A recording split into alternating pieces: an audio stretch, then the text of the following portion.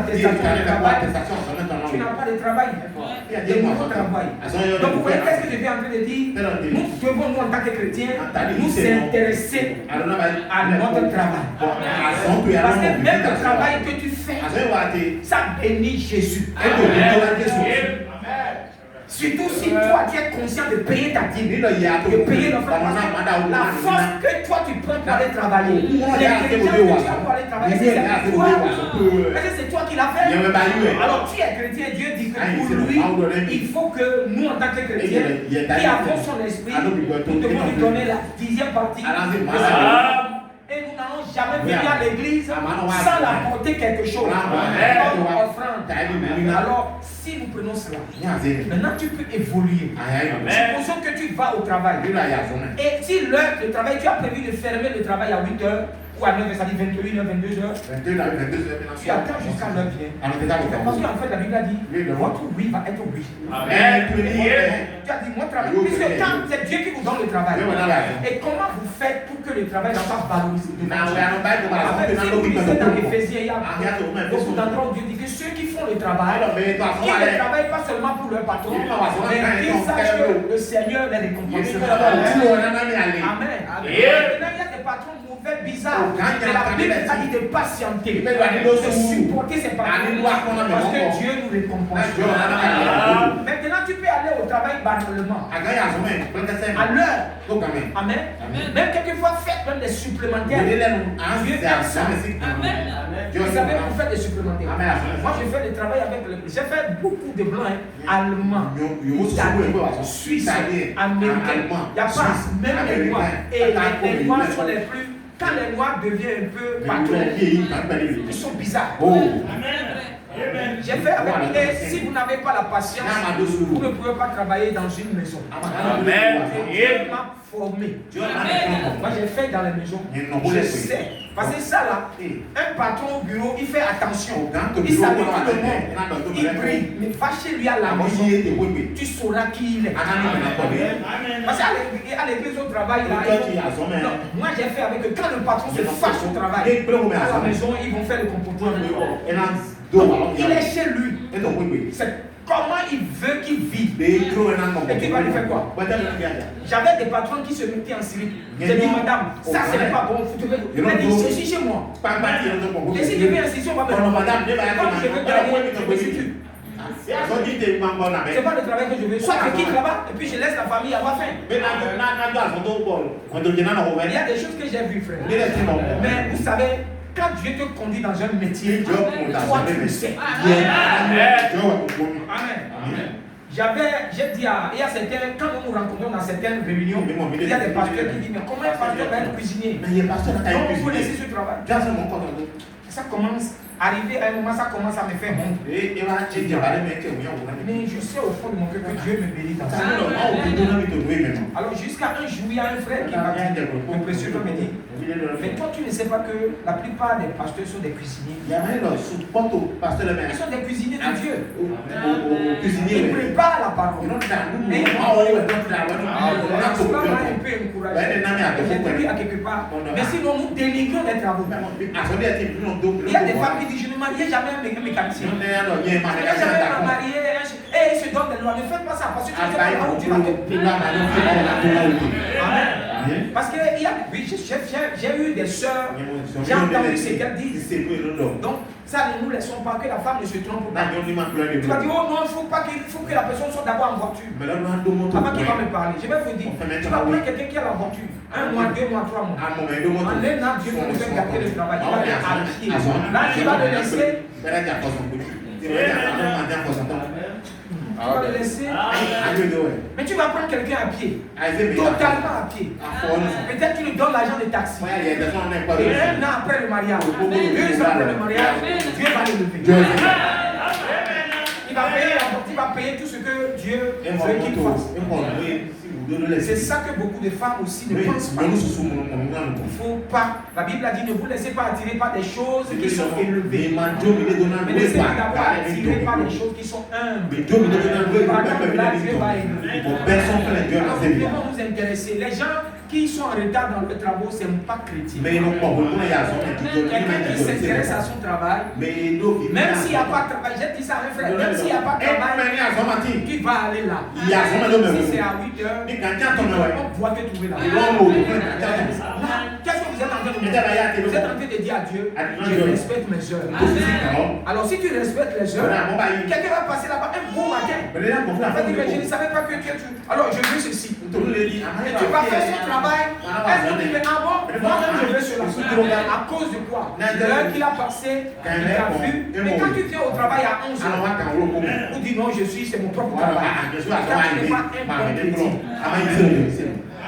Les gens pensent que c'est seulement l'église. Parce que ce que tu commences à faire dans ton travail, tout le monde qui est là seront influencés. Et tu permets à Dieu d'agir. Toi, tu as compris ta part. Dieu va accomplir aussi sa part. Prions que Dieu n'a qu'à bénir ton travail. Maintenant, voilà que la personne a passé là-bas à 7 heures. Il faut aller au travail à 7 heures. Le gars, il a passé, il veut le travail. C'est toi maintenant qui n'as pas permis à Dieu d'être. Il y a certaines choses, nous devons être ordonnés. Amen. Le chrétien doit être ordonné. Maintenant, vous dites que Dieu n'a qu'à vous bénir.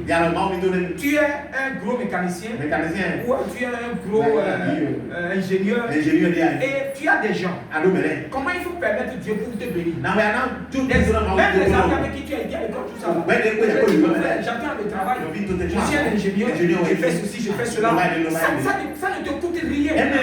Tu dis ce que tu fais. Tu as parlé aux gens, n'est-ce pas? Et il ne faut pas avoir peur de parler. En essayant de parler, Dieu va créer des occasions. Parce que tu peux être avec quelqu'un, il est dans le besoin, mais il ne sait pas ce que tu fais. Et en disant, je vais faire ceci, c'est mon travail. Quand tu entends, dis-moi, qu'est-ce que tu entends? Tu es en train de dire à Dieu, place devant moi les gens qui me bénissent. Les gens qui sont devant toi, tu pries, hein? Les gens qui sont devant toi ne savent pas. Et maintenant tu viens donner l'information trop tard. Toute occasion que Dieu vous donnera, parlez. Laissez Dieu agir. N'oublie pas si tu trouves ceci, dis-moi, je fais ça, je fais ça, je fais ceci. Prends mon téléphone. C'est comme ça que vous créez les contacts. Qu'est-ce que tu fais? Qui t'intéresse à trouver le travail? Amen.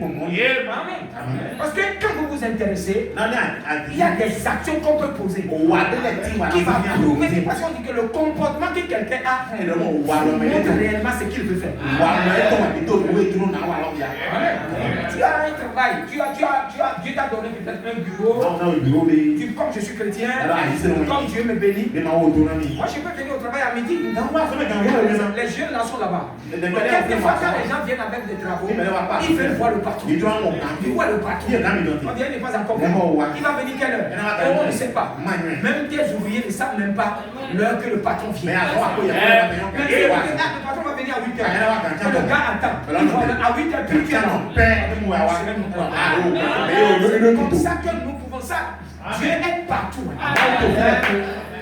Dieu, il est partout. Toi qui vends des petits choses, haricots, arachis, tout ça, faites-le propre, bien. Et vous allez voir comment tu vas faire. Tu t'intéresses à ton travail. Sois propre devant le travail. Les gens, vous savez, il y a des gens qui ont vendu l'eau. Et ils ont construit des maisons. Amen. Quand tu t'intéresses à ce que tu veux faire, quand tu es convaincu, tu vas te donner les manières. Moi, je viens pour pouvoir commander un travail. Il y a aussi l'habit de travail. Quand tu as l'habit de travail, que ce soit propre, bien qu'il faut. Maintenant, on vient, il y a l'habit de travail que tu peux porter. Si tu n'es pas dans l'habit de travail, sois propre avec ton travail. Ceux qui vendent, sois propre avec ça. J'ai gagné un travail chez les Canadiens. À cause de la propriété. Parce qu'il dit que je viens, je m'habille, je suis correct. Il dit que c'est ça qui a fait que j'ai été sélectionné. Mais je ne connais pas grand chose dans la cuisine. Je m'en vais le matin, j'avais un vélo. Mais je m'habille pour faire bien monter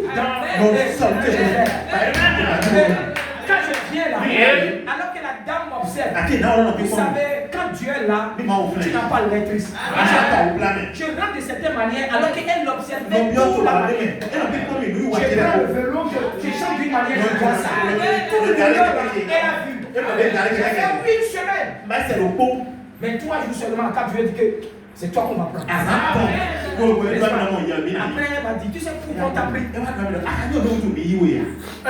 Quand tu travailles, le lieu là, tu le rends toujours. Deuxièmement, tu viens au travail propre. Vous voyez, c'est des points qui nous fait gagner. Bon, quelqu'un t'appelle pour venir travailler, tu ne laves pas tes cheveux, tu es déjà renvoyé. Ça, tu permets à Dieu de te renvoyer maintenant.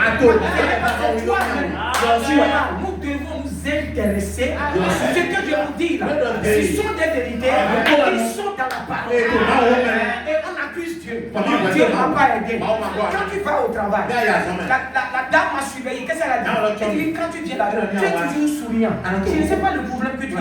Mais tu n'as aucun problème. Je dis oui, tu n'as aucun problème. Maintenant, plus tard, 3 ans après, la même dame m'a dit, tu as changé. Pourquoi? Parce que je te viens dire que tu ne ris plus. Tu n'es plus comme tu étais. Parce que l'argent est rentré beaucoup. Et quand l'argent est rentré, on change de façon. Et elle a remarqué que je fais plus. Et elle m'a remarqué. Ça, c'est des païens. Elle est catholique. Catholique, oui. Elle est blanche. Les blancs ne cachent pas, elle m'a dit ça. Elle m'a fait quelque chose. Tu vois? Qu'est-ce qu'il fait? Quelquefois, quand j'apprends l'argent, il change de comportement. Les anciens amis, on les oublie. Amen. Et c'est en ce temps que les frères doivent avoir le courage. Frère, tu t'élèves trop. Il faut lui dire ça, pour que ça l'énerve.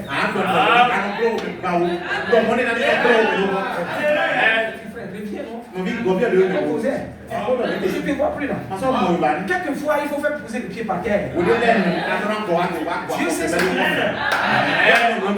Et si on ne fait pas ça, si tu n'arrives, Dieu ne le fait pas. Dieu lui-même peut se mettre devant. Donc quand les gens disent que Dieu ne m'a pas donné de travail, je prie, tu fais quoi? Tu fais quoi? Vous qui allez vendre, moi je ne vais pas venir payer l'arachide ou l'haricot chez quelqu'un. L'épargne, ce n'est pas bien propre. L'habillement d'une manière. Et puis, je viens payer aujourd'hui. Et puis, quand la personne dit salut, il faut on attire la clientèle. Amen. Moi j'ai vu un monsieur, il a quitté le bureau et il est devenu un grand entrepreneur aujourd'hui à Abidjan. On lui a montré comment payer les choses et il m'a invité. Amène l'argent, on va t'aider. C'est une ingénieur. Les Nigériens ne cachent pas des secrets. Et c'est comme ça. Ça dépend comment tu accueilles les gens, comment toi-même tu es ouvert. Pour gagner le travail, il y a beaucoup de tactiques. Vous allez vers les gens, le premier rendez-vous, soit toujours rendez-vous dans les tests que tu vas aller faire propre. Il ne faut pas dire que Dieu va te... Parce qu'il y a toutes les manières aujourd'hui que les gens de Babylone veulent. Et même des travaux, on vous engage là. Si tu t'interromps, on va dire que tu vas chercher veste noire. Si tu regardes, les gens s'en vont rapidement payer. Et c'est comme ça. Alors, tout ça, là sont des exemples de travail. Moi, j'ai vu un monsieur. Il est en train de faire des brochettes. Mais il est toujours en cravate, veste noire, cravate. J'ai dit, tiens. Il fait là-bas, il est là où il est. Tout le monde veut peut-être venir chez lui. Il est devant la porte d'un président. Je crois que c'est l'ancien président. Il est là-bas. Et j'ai dit, mais toi là, j'étais avec le petit Emmanuel, on coiffait pour les gens. Et il est toujours en veste, habit blanc. Et quand je suis parti voir, c'est un brochetier. Qu'est-ce que vous dites? Et les gens viennent à l'église. Qu'est-ce qu'il est en train de faire? Il valorise son travail. Il s'intéresse à ce travail. Toi qui veux aller vendre tout ça, c'est pourquoi? Je ne dis pas que nous sommes, mais moi c'est des conseils que je vous donne. Venez bien, arrangez bien, soyez prêts. Tout ça, ça compte. J'ai vu des gens, ils disent, moi, je ne vais pas payer chez le monsieur. Je paierai seulement chez vous. Parce que l'autre, la fois passée, je l'ai vu, il a fait fou. Et il n'a pas.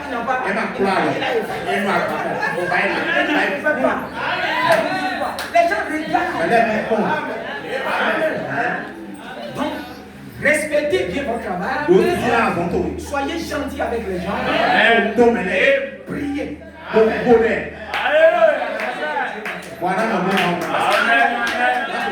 moi je vois les patrons qui se font trop patrons, les ouvriers ne connaissent même pas l'heure qui peut arriver.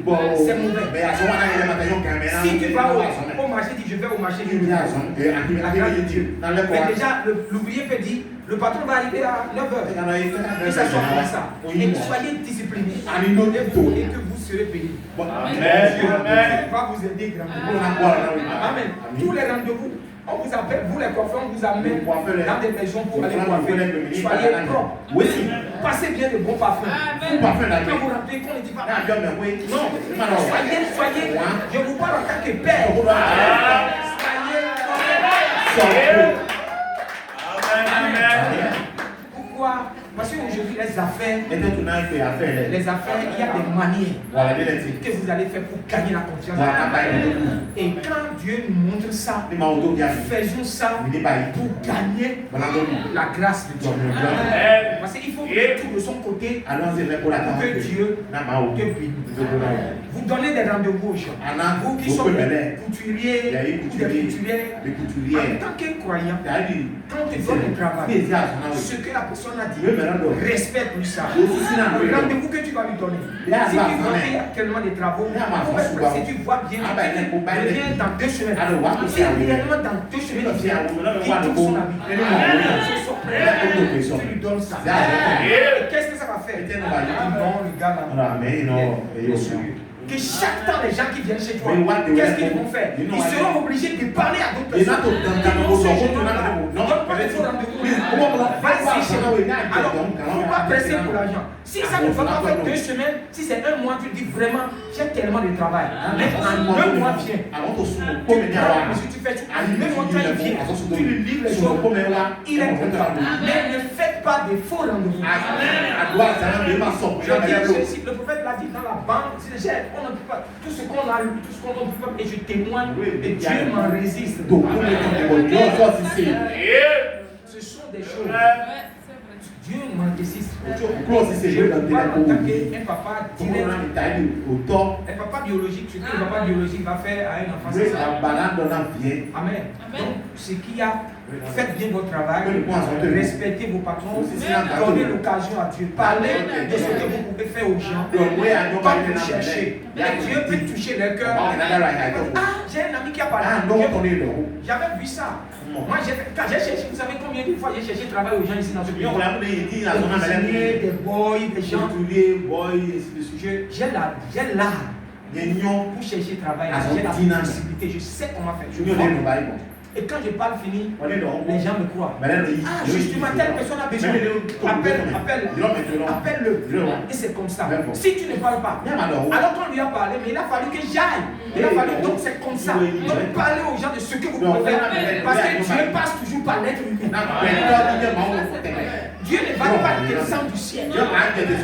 Le pied de Dieu, la main de Dieu, la tête de Dieu, c'est par l'homme. Alors si vous êtes sérieux avec les hommes, vous êtes sérieux avec Dieu. Et les portes peuvent s'ouvrir pour vous. Vous êtes d'accord? Je dis ici en tant que chrétien, ne participez pas à des affaires louches. On vous a donné quelque chose que vous ne comprenez pas, qui n'a pas de papier, ne prenez pas. Quelqu'un vous dit, garde-moi ça. Quand tu vois que la chose a gardé les bouches, ne gardez pas, soyez vigilants. Et comme ça, Dieu vous bénira. Amen. Surtout, soyez gentils et ouvrez-vous aux gens de ce que vous faites, de ce que vos services proposent. C'est comme ça que Dieu peut descendre vous aider. Alors, c'est là que vous êtes convaincus de ce que vous voulez. Alors, ça, c'est dans le domaine physique. Quand je descends dans le domaine spirituel, vous prenez une femme, vous prenez la femme sur laquelle vous voulez le sang. Elle a dépensé tout son argent. Amen. Amen. Mais arrivé à un moment, elle commence à s'inquiéter. Elle a dit Jésus là. J'ai appris qu'il guérit de malade. J'ai pris la fois passée, une de mes voisines a été guérie. Alors elle commence à s'intéresser. Elle dit mais ma maladie, il peut m'aider. J'ai la conviction. Et elle a approché Jésus. Mais elle a approché, elle s'est intéressée à Jésus à cause de sa maladie. Et elle est convaincue elle sera guérie. Vous voyez ce qu'il y a? Elle n'a jamais lu ça dans la Bible. Mais elle est convaincue que si je la touche, si je le touche, je serai guéri. Qu'est-ce qu'il y a eu lieu? Elle a écouté le témoignage, elle s'est intéressée. Regardons un peu dans la Bible. Dans Hébreux 11.